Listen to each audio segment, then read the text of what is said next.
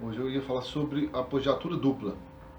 Nós falamos na aula passada sobre a apogiatura simples, né? Relembrando que é um toque que precede a nota principal e a inversão das mãos. Hoje a gente vai falar da apogiatura dupla, que seriam dois toques que antecedem a nota principal.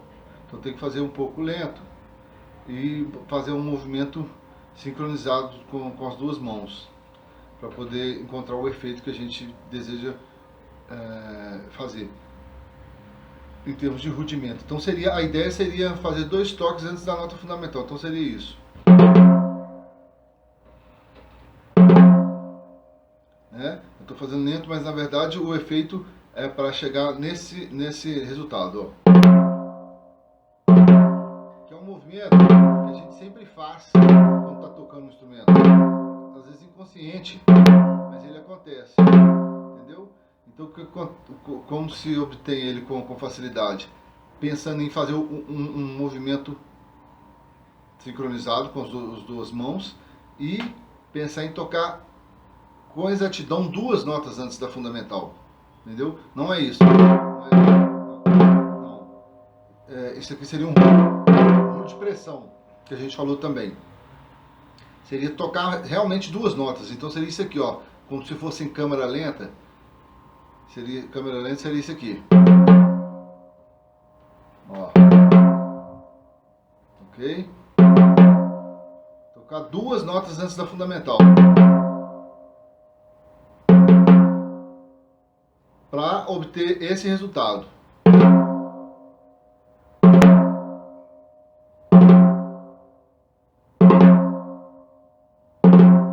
Ok?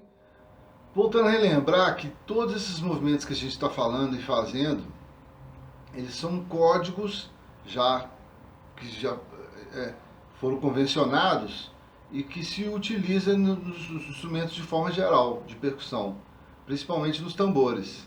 Então, ratificando que às vezes pode se pensar assim, mas por que eu vou fazer isso? É porque, na verdade, esses fragmentos rítmicos, eles são parte do processo rítmico geral.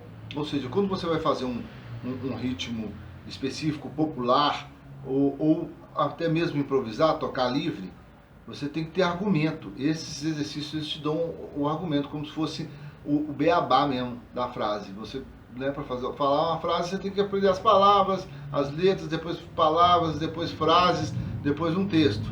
Aqui é a mesma coisa, tá? É só para contextualizar, porque algumas pessoas às vezes sentem um certo estranhamento fazer esses negócios isolados, mas é a linguagem da percussão, é a linguagem dos instrumentos de percussão, porque nos instrumentos de sopro, de cordas, eles têm um outro caminho, às vezes o caminho das escalas, o caminho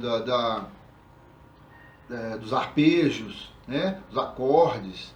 No caso da percussão, como trabalha com uma outra linha, que é a linha rítmica, a gente trabalha com esses códigos. Então, todos esses exercícios que eu falei e que nós estamos fazendo aqui, em partes, é o que a gente chama de rudimentos.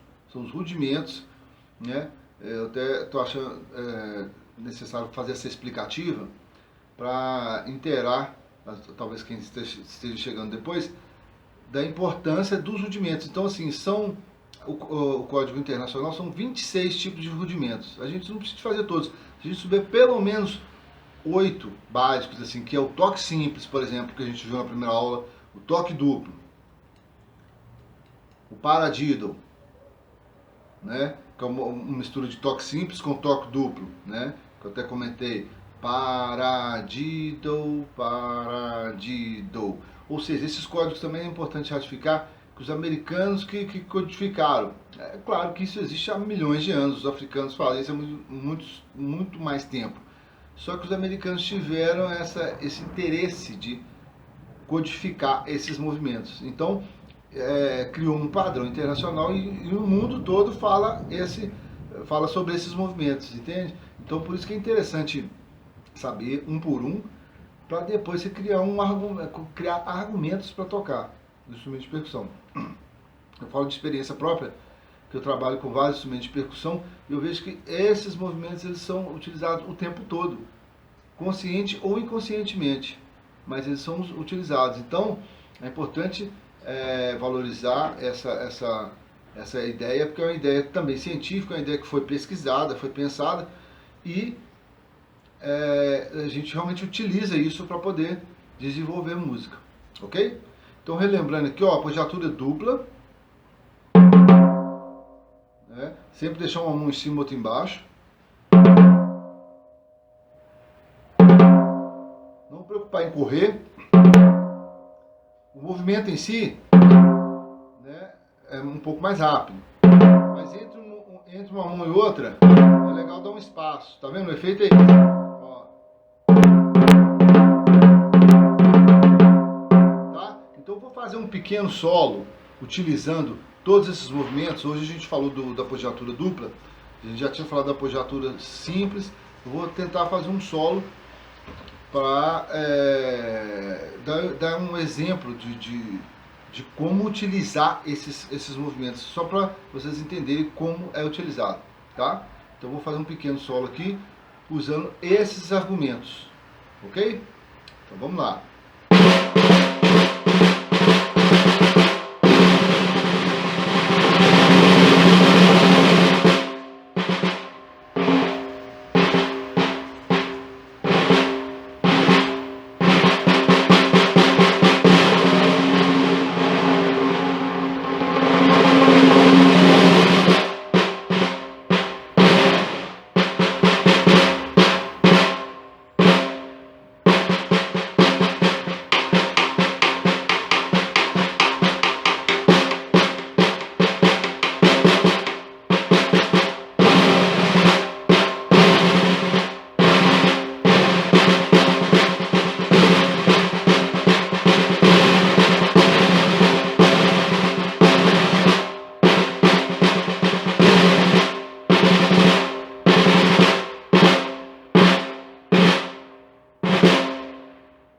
Ok?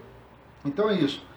É a junção de todos, pensando em alguma coisa musical, né, usando dinâmica, tocar forte, tocar fraco, é o que faz a ideia musical fluir.